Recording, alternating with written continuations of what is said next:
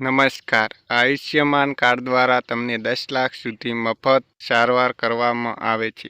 તો તે આયુષ્યમાન કાર્ડ કઈ રીતે કાઢવું જાણીએ વિડીયોમાં. વિડીયોને સૌથી પહેલાં લાઇક અને ચેનલને સબસ્ક્રાઈબ કરી દેજો. સૌથી પહેલાં તમારે ગૂગલમાં જઈ Ayushman Bharat digital mission website પર જવાનું છે. પછી તમારે મોબાઈલ નંબર નાખી અને કેપ્ચા કોડ નાખી લોગિન કરવાનું રહેશે. પછી તમારે આવું ઓપ્શન ખુલેલું આવશે. તેમાં પહેલામાં સ્ટેટ સિલેક્ટ કરવાનું રહેશે અને બીજામાં તમે જે યોજનાનો લાભ લેતા હોય તે સિલેક્ટ કરવાનું રહેશે અને ત્રીજામાં તમારે જિલ્લો સિલેક્ટ કરવાનો રહેશે. તમારે જેના દ્વારા આયુષ્યમાન કાર્ડ કઢાવવું છે તે ક્લિક કરવાનું રહેશે અને તેમાં આધાર કાર્ડ નંબર ક્લિક કરવાનું રહેશે. પછી તમારે આવું ઓપ્શન ખુલેલું આવશે અને તેમાં કાર્ડ સ્ટેટસમાં તમારું નોટ જનરેટ કાર્ડ એવું લખેલ બતાવશે. પછી તમારે એક્શન તેના માથે ક્લિક કરવાનું રહેશે. તેના માથે ક્લિક કરશો તો વેરીફાઈ નંબર એવું લખેલ બતાવશે.